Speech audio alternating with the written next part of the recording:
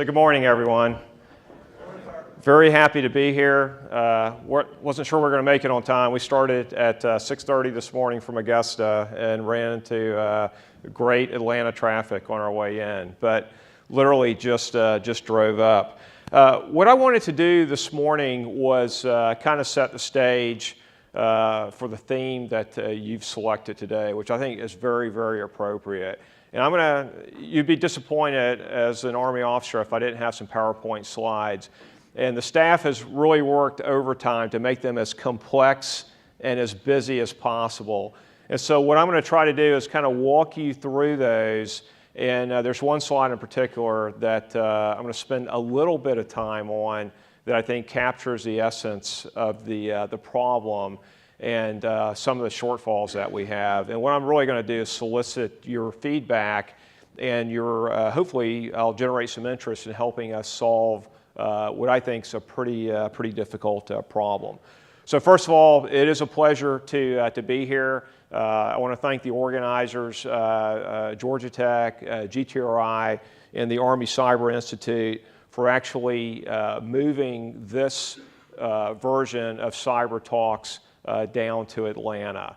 And as we worked with the director of Army Cyber Institute several months ago about where should we hold this, I think what's important for you to understand is that the Cyber Center of Excellence, which I command, has recently concluded a memorandum of agreement with Georgia Tech. And we thought this would actually be a great time to actually start to show that relationship. And so we recommended that the talks be held here. So just for a little bit of a concept. But I do want to thank everyone that came together to pull this event. So if you drive on to Fort Gordon, that sign is, once you get past security, is on the hill on the right-hand side. And it welcomes you to Fort Gordon, which is the home of the Cyber Center of Excellence. And I tell people that's still very aspirational. So we're still not really fully operational as a Cyber Center of Excellence. We train about 13,000 signal soldiers a year, and this year we'll train a few hundred cyber soldiers. And at the end of our build-out, we'll still train about 13,000 signal soldiers a year, and we'll train 1,000 or so cyber soldiers. And so when you start to look at capacity, you start to look at what other threats and adversaries, whether they be criminal or whether they be state actors, the amount of capacity they apply against the problem, then you can see what our challenge is. And we hosted a meeting with a bunch of university presidents about a year ago. And as I talked to them, I said, look, I'm competing for the same human capital that you're competing for. So I want someone who is highly motivated, who is highly trained. I want someone who has good grades. I want someone who has a clean record. The only thing that I have to have that you don't have to have is I have to have someone that can run 2 miles, do a certain amount of push-ups, and do a certain amount of sit-ups. And so really that's the difference. But I'm actually looking for the same person. And so we're competing with industry. I'm competing in some cases with the other services to fill my requirement. And what I know is around the world, my counterparts are trying to do the same thing. They're trying to bring in very intelligent self-starters who can get after this business at the level it needs to. And they have some of the same challenges, which is recruiting and then trying to retain that workforce. But what I'll tell you is the way we operate within the U.S. militaries, we operate within the rule of law. And so we're gonna continue to operate like that. And some people say that's a disadvantage. I actually don't think it is. And I'll explain why as we go through our remarks. If we can pop to the next slide, please. So if you look at this slide, there's really kind of 4 pieces. And I'm gonna go through this very quickly. But if you look at the top left corner, it's an image, and what it really does, it reflects the complexity of the operating environment. And this has evolved rapidly over the last 2 years. And frankly, it's been accelerated as we've watched Russian Federation forces operate in the Ukraine. And it's not only in their employment of cyber, but it's their employment of electronic warfare, their employment of information operations. And they've done this in a very effective way. And simultaneously, we operate against forces in Iraq and Afghanistan that use similar elements. They just apply them in a different way. So this is the new environment. It's frankly one of the most important factors of hybrid warfare, and it's something that we're learning to deal with today. Now, if you move to the center top, that's the Army's what we call CEMA, Cyber Electromagnetic Activities Framework. And we're a little different than the rest of the Joint Force because we take a look at DODN operations, which is performed by our Signal Corps, defensive cyberspace operations, and offensive cyberspace operations, which is performed predominantly by our Cyber Corps. And we've actually added electronic warfare into that mix. And it's the combination of cyber, of information operations, of signal, of intelligence, of fires, and electronic warfare that really creates this idea of CEMA. And actually, that's what we're seeing Russian forces employ very, very effectively in the Ukraine. And it's not a zero-sum game. It's not cyber or electronic warfare. It's not cyber at the expense of everything else. It's really the ability to blend these different capabilities and apply those in a very thoughtful, very responsive manner against the situation that presents itself wherever we're operating in the world. And if you look at the far end of the slide, what this really reflects is the big idea that we've grown up in stovepipes.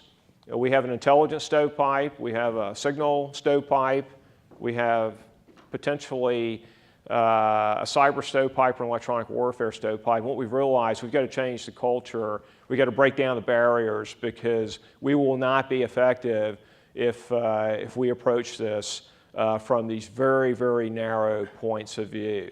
And so effective cyber operations is really the result of the effective collaboration and integration of information operations, of cyberspace operations, of intelligence, of signal, of electronic warfare, and of fire support operations. And that's all in support of an end, which is not cyber in itself. It is cyber, we believe, as a form of maneuver that's actually integrated with all of the other operations that are going on to achieve the effect that the commander wants to achieve at the end of the day. And if you look at the bottom part, this really highlights that concept, which cyber has to be integrated into the overall concept of the operations or scheme of maneuver of the commander. And there are certain times where cyber effects or electronic warfare effects or information operations effects in combination with other operations really gives the commander the ability to present multiple dilemmas to the enemy. Because what we want him to have to do is respond to many, many things at one time. And then what we hope to do is create confusion, create opportunities for U.S. forces to take advantage of. Next slide. Okay, now this is really the eye chart, and I think this is really important though for you to understand, and it's really, I think, the big idea for the Army right now. And it's all about how we take the concept of cyberspace operations and how we actually build that capability. So if you're going to get a new concept into the Army, what the leaders in our Training and Doctrine Command will say is it'll take about 8 years to get it throughout the entire Army. Because we're a very large organization, very complex organization, and we have to train the force to employ this capability. And we do it in a variety of ways. But first of all, it's getting our doctrine right, which is really our plan on how we want to operate. And then it's actually working its way in with all of the supporting elements. And we think that's really important. So this is very intensive education, very intensive training, and frankly, then we go out and we practice it. We practice it out in our combat training centers. We practice it in simulation. We have to operate with multinational forces. We have to operate within the government, and we have to operate with the joint forces. So in this case, the Navy, the Air Force, the Marine Corps, and it's when we're able to master that you truly have the capability that is required.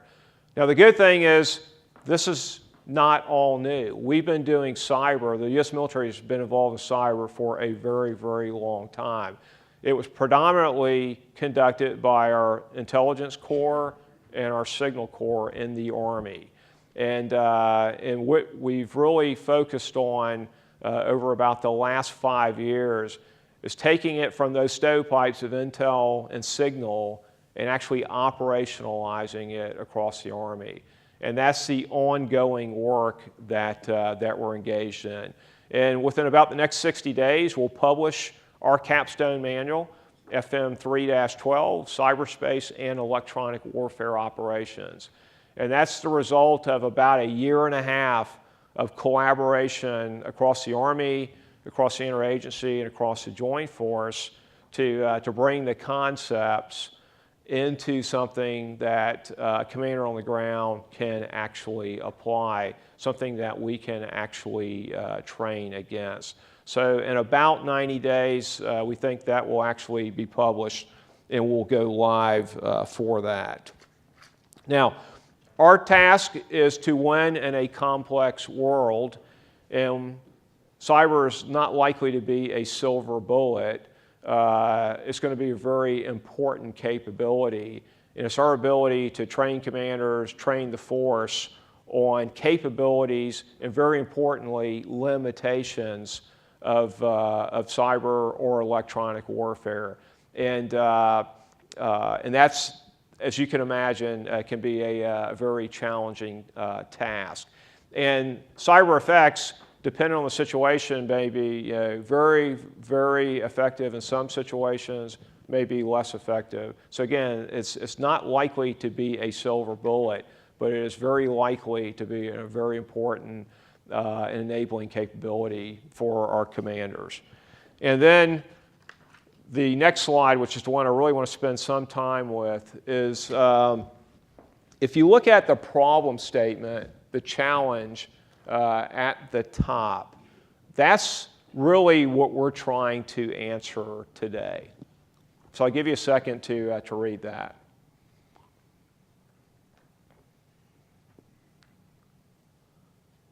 So that's probably a handful. So we have to be very familiar, be very comfortable with all the actors in this space. It's not just in the government, certainly not just within the U.S. government. We have multinational partners who operate in this space. We have commercial partners that we have a tremendous dependency on. They operate in this space. And so it's how do we pull all those disparate efforts into something that actually provides our decision makers, our commanders, a capability. And that's very hard, as you can imagine. And then we're going to do it within the rule of law. So the box gets a little narrower, but it's very important. We're going to take a look at tradecraft. We're going to look at collateral damage. And we're going to consider all of that, and then we're going to see how we can apply cyber effects or electronic warfare effects, information operations, to support the commander's plan. In this environment, if you look at the left, the threat capabilities, this is what we're seeing: increasingly sophisticated actors employ, not just against us, but against others that operate in this space. And if you look at the right-hand portion of the slide, these vulnerabilities are actual dependencies, because I would argue we've deployed the best communications capability in our history to support operations in Iraq and Afghanistan over the last 15 years. But we deployed those capabilities with ease of access, ease of use, with capacity as our primary requirements. And where we accepted some risk was in security and resiliency. And when you're operating against the Taliban, you're operating against AQ, or you're operating against ISIL, they're not really showing up in this space to really contest you. Now, they will in the information operations domain, or that sphere, but we're not suffering significant threat from the forces that we're operating against in those areas. But then you go around the world and you look at some of the capabilities that the Russians have deployed in the Ukraine, and you can see the other end, the high end. And as we look at how we're going to have to evolve how we've operated, we've been very successful over the last 15 years with our ability to extend the network to enable some pretty important capabilities: precision fires, joint logistics, telemedicine, mission command, intelligence, surveillance, and reconnaissance. Very complex operations in themselves that are completely dependent upon communications. If we go against a near-peer threat, a regional threat, then the way we've operated in the last 15 years is likely to have to go under a modification. And we think that's very important. So it's taking the lessons learned. I'll commend to you Dr. Phil Carver's written extensively from the Potomac Institute on operations in the Ukraine, lessons learned that they've derived from many, many visits in that area. And it will give you an indication of what the future could be in this space. And so we know it's already congested and contested with the traditional actors, criminal elements, state actors, who are operating in a variety of ways. And then you go against a threat that has true electronic warfare capabilities, true cyber capabilities, and they understand how to integrate those capabilities with other forms of maneuver to create the effect that they want. Then you can see what the risk is and why we really have to be very, very proficient in this space. Now, we've talked about capabilities and vulnerabilities. What I want you to take away are the capability gaps that we have. Now, it doesn't mean we don't have any capabilities in these areas, but what it highlights is the fact that these are things that we spend a lot of time working because we think we have to dominate in these areas. I want to have the best capability for my commander to understand the situation. I want him to understand what the status of his networks are. I want him to understand his electromagnetic signature that the enemy can detect. I want to give him options to mitigate that. I want him to understand what the enemy's electromagnetic picture looks like, because I want to be able to pose multiple dilemmas to my adversary. I want to provide multiple options and opportunities for my commander.